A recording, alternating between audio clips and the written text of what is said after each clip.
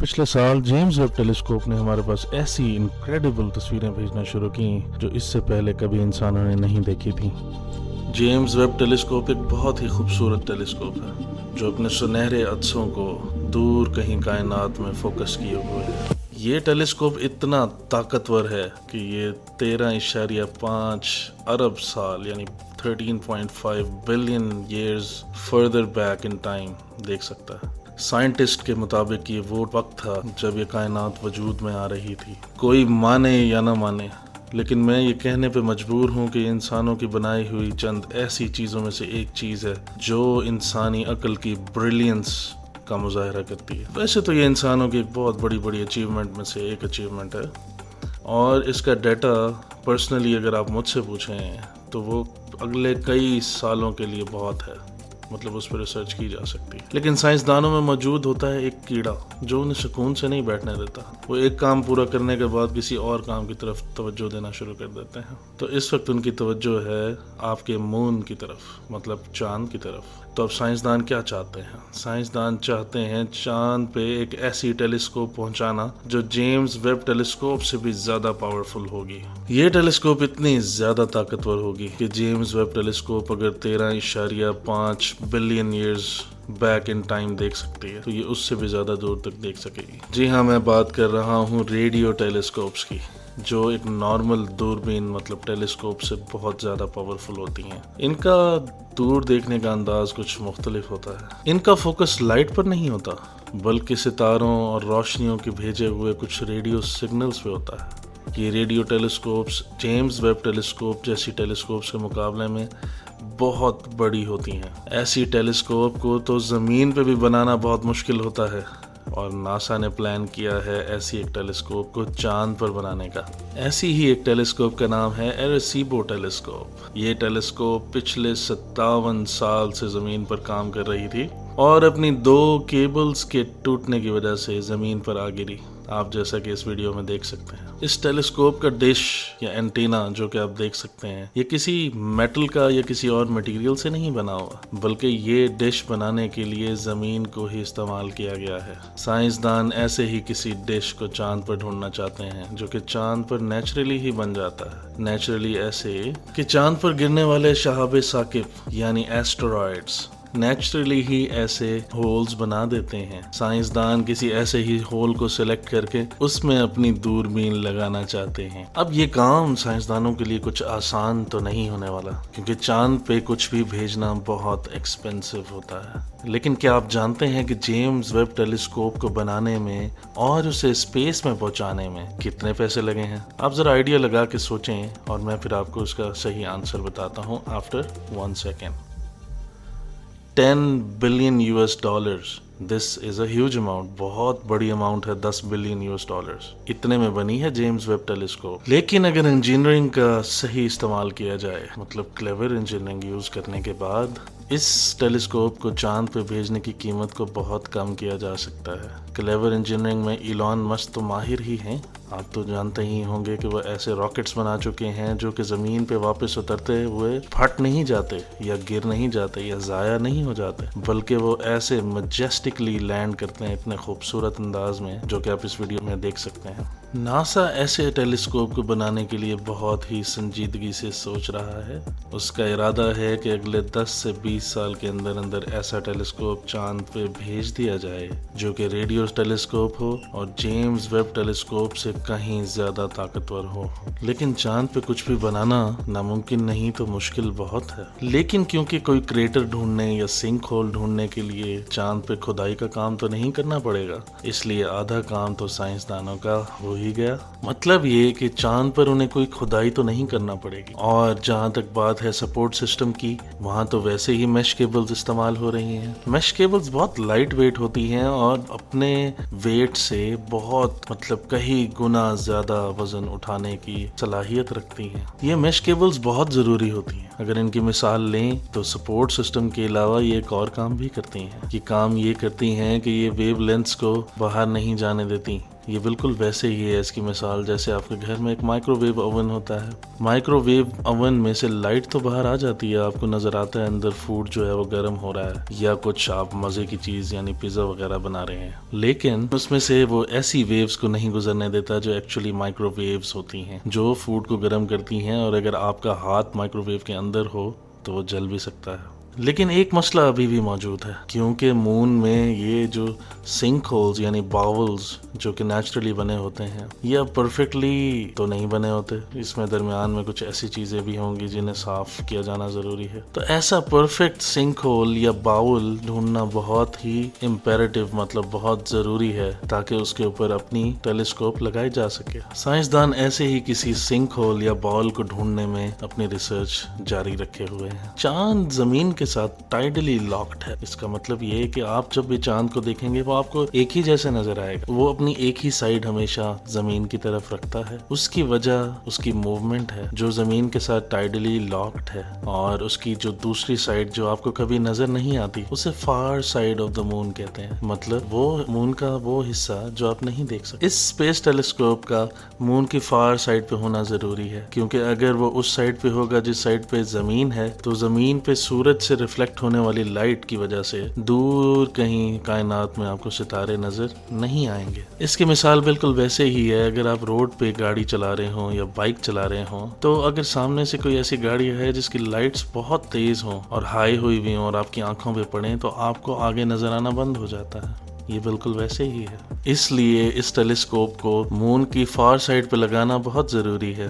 اس telescope کا منصوبہ یہ ہے کہ یہ ٹیلیسکوپ 350 میٹر بڑی ہونے والی ہے, اور ایسی ٹیلیسکوپ جو کہ 350 میٹر خود اپنا اس کا سائز ہوگا, ایسی ٹیلیسکوپ کو لگانے کے لیے کم سے کم بھی 5 کلومیٹر جتنا بڑا باول یعنی سنک ہول چاہیے ہوگا, اور اس کی گہرائی 170 میٹر کے قریب ہونی چاہیے. اس کا سموتھ ہونا بہت ضروری ہے, جتنا سموتھ ہو سکے اتنا بہتر. سموتھ مطلب ملائم, نرم, سیدھا. کرنٹلی مون پر 82,000 مطلب 82,000 کریٹرز ہیں, مطلب ایسے باولز ہیں جو کہ یوز کیے جا سکتے ہیں. لیکن کیونکہ ہمارا کرائٹیریا ایسا ہے جو بہت سخت ہے, اس کی وجہ سے یہ کم ہو کر تقریباً 300 کریٹرز باقی رہ جاتے ہیں. ان 300 میں سے 50 اور کریٹرز کو بڑا ہی کیئرفلی مانیٹر کیا جا رہا ہے, اور ابھی سائنسدان یہ فیصلہ کر رہے ہیں کہ ان 50 میں سے کتنے کریٹرز ایسے ہیں جو بالکل اس کام کے لیے پرفیکٹ ہوں گے. تو جو کریٹر سائنسدانوں نے چوز کیا وہ یہ ہے. مون پہ کنسٹرکشن کوئی بچوں کا کھیل نہیں ہے, شاید یہ انسانیت کا سب سے بڑا چیلنج ہونے والا ہے. اس ٹیلیسکوپ کا سائز کم ہونا اور اس کا وزن کم ہونا بہت ضروری ہے, کیونکہ چاند پر کوئی بھی چیز پہنچانے کی کاسٹ $2 ملین پر کلو گرام ہے. تو پھر ہمیں تو ایسا ہی کرنا پڑے گا کہ جہاں وزن کم ہو سکے اسے کم کرنا پڑے گا. اس کے لیے ہمیں کاربن فائبر کیبلز کی ضرورت پڑے گی. کاربن فائبر سے بنی ہوئی چیزیں لائٹ ویٹ ہوتی ہیں اور بہت مضبوط ہوتی ہیں. کاربن فائبر ایک ایسا میٹیریل ہے جو بہت زیادہ ہیٹ اور بہت زیادہ کولڈ ٹیمپریچرز بھی برداشت کر سکتا ہے. چاند کا ٹیمپریچر زمین سے کہیں مختلف ہے. اس کا زیادہ سے زیادہ ٹیمپریچر 120 ڈگریز ہوتا ہے دن کے وقت میں, اور رات کے وقت میں اس کا ٹیمپریچر جب سورج کی روشنی چاند پر نہیں پڑ رہی ہوتی -170 ڈگری سیلسیس تک جا سکتا ہے, جو کہ بہت کم ٹیمپریچر ہے. اب اگر ایلومینم یا کوئی اور میٹل یوز کیا جائے تو اس کی تو شیپ ہی بدل جائے گی ان ٹیمپریچرز میں. تو کاربن فائبر ایک اچھا آپشن ہو سکتا ہے ان ٹیمپریچرز کو برداشت کرنے کے لیے. So carbon fibre is the best option for us. ایسی ہی کیبلز کو استعمال کر کے اس ٹیلیسکوپ کو ہینگ کریں گے ہم کریٹر میں. ہمیں ایک ایسی شیپ بنانی ہوگی جو کہ الیکٹرو میگنیٹک ویوز جو یونیورس سے ریسیو ہوں گی اس مون کے کریٹر میں, ان کا فوکس ڈائریکٹلی ٹیلیسکوپ پہ ہو سکے. یہاں پہ آ کے چیزیں بہت انٹرسٹنگ ہو جائیں گی, لیکن ہم اس کے بارے میں بعد میں بات کریں. ایک چیز میں تو بہت آسانی ہونے والی ہے, تو یہ کہ چاند پر کیونکہ گریوٹی زمین کی صرف 1/10 ہے, مطلب اگر آپ زمین پہ 10 کلو کے ہیں تو چاند پہ آپ 1 کلو کے ہوں گے. لیکن یہاں مصیبت یہ ہے کہ جائے گا کون یہ ٹیلیسکوپ چاند پر بنانے کے لیے؟ کیا ایسٹروناٹس یہ ٹیلیسکوپ چاند پر لگائیں گے, یا یہ کام کوئی روبوٹ کرے گا؟ ایسا ہی ایک روبوٹ سائنسدانوں کی نظر میں ہے, इसका नाम है डुआक्सेल रोबोट। इसे बना रही है एक कंपनी जिसका नाम है JPL। ये रोबोट मैन्युअली इन वायर्स को अपनी जगह पे लगाएगा। इसके लिए ये काम बहुत मुश्किल नहीं होने वाला, क्योंकि मून पर 2000 किलो की चीज 320 किलो की होगी। एक और प्लान है साइंसदानों के जहन में जिसे कहते हैं anchoring, boating anchoring wire shape. उसमें होगा ये कि लैंडर उतरने से पहले या उतरने के बाद अपने पास से वायर्स शूट आउट करेगा क्रेटर के बाहर, और उनके एंड पे लगा होगा एक एंकर, वैसा ही एंकर जैसी बोट्स डालती हैं अपने आप को समंदर में रोकने के लिए या किसी जगह खड़े होने के लिए। वो एंकर जब बाहर निकलेंगे तो वो क्रेटर के रिम के बाहर जाके कहीं ना कहीं जरूर फंस जाएंगे। फिर बस जो बाकी काम रह जाएगा वो यही होगा कि वायर को टेंशन देना पड़ेगी। ये एक ऐसा तरीका है जिससे कॉस्ट बहुत कम हो जाएगी, इससे काम में भी बहुत आसानी हो जाएगी। साइंसदान इसकी कॉस्ट $2.4 बिलियन बता रहे हैं, और अगर इन वायर्स को रोवर्स के साथ लगाया जाए तो कॉस्ट इससे डबल, मतलब टू $4.5 बिलियन तक जा सकती है। इसे अगर कंपेयर किया जाए तो जेम्स वेब टेलीस्कोप $10 बिलियन की बनी थी। दफा जब इन बोट एंकर्स को डिप्लॉय कर दिया जाएगा, उसके बाद एंटेना को उठाया जाएगा ताकि उसे फोकल पॉइंट पे रखा जा सके। उसके बाद बारी आएगी रिफ्लेक्टर मैश की। रिफ्लेक्टर मैश एक तरह से इस टेलीस्कोप के पर हैं जो वो वहाँ पे डिप्लॉय होने के बाद खोलेगी। इन रिफ्लेक्टर्स को डिप्लॉय करने के लिए गाइड वायर्स को पुल किया जाएगा। ये रिफ्लेक्टर मैश एक ओरिगामी की शक्ल में दिया गया है। ये बिल्कुल वैसे ही है जैसे आप कागज फोल्ड करके कोई जहाज बनाते हैं या बोट बनाते हैं या इस तरह की चीज बनाते हैं। ओरिगामी का इस्तेमाल कुछ कार्ड्स में भी होता है, लाइक बर्थडे कार्ड्स। जब आप खोलते हैं तो अंदर एक बड़ा सा इमेज निकलता है, लेकिन एक्चुअली वो फोल्डेड पेपर होता है।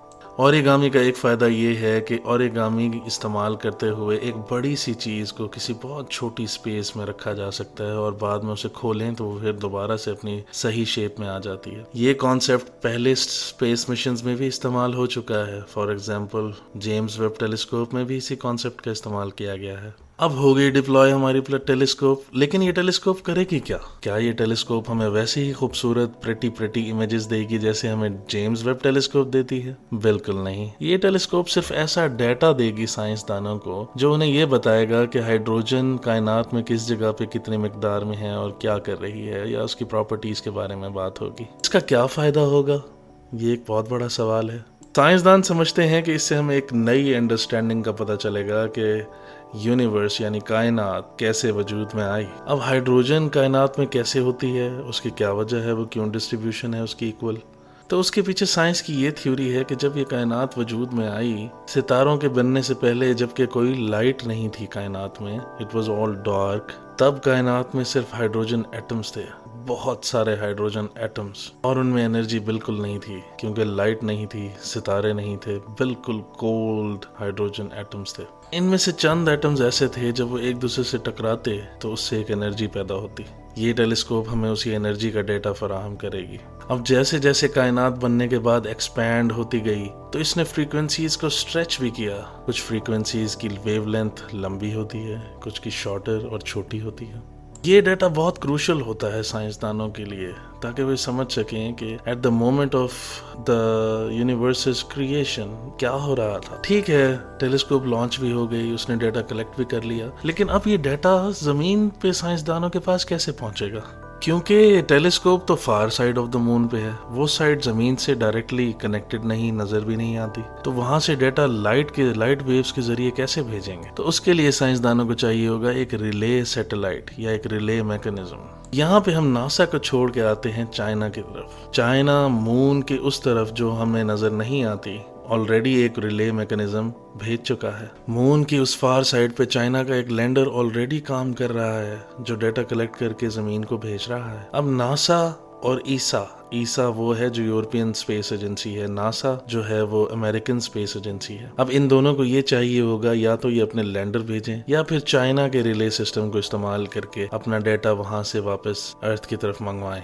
नासा का एक और प्लान भी है, उस प्लान का नाम है आर्टेमिस प्रोग्राम। ये प्रोग्राम ये करेगा कि ये कुछ लोगों को मून पे दोबारा से उतारेगा। मून पे जिस जगह इन्होंने उतारना है वो है मून का साउथ पोल। ये प्लान अगले 10 साल में एग्जीक्यूट करने का प्लान है नासा का। ناسا کا یہ ہائیڈروجن کا ڈیٹا کلیکٹ کرنے کا مشن صرف 1 سال تک کا ہونے والا ہے۔ اس 1 سال میں وہ اتنا ڈیٹا کلیکٹ کر لے گا جو کہ ناسا کے لیے اگلے کئی سال کام آتا رہے گا۔ اس ڈیٹا کا استعمال ایکزو پلانٹس کو ڈھونڈنے میں بھی ہو سکتا ہے، ایسے پلانٹس جو ارتھ لائک ہوں، جن پہ کوئی لائف بھی ہو۔ بہت ایکسائٹنگ پروجیکٹ ہونے والا ہے جس کا بہت ہی زیادہ سائنٹیفک پوٹینشیل ہے۔ لیٹس سی آگے کیا ہوتا ہے۔ میں کوشش کروں گا کہ آپ کو اس پروجیکٹ سے اپڈیٹڈ رکھنے کی۔ امید ہے آپ کو ویڈیو بہت پسند آئی ہوگی۔ دیکھتے رہیے گا ٹیک اسٹیشن۔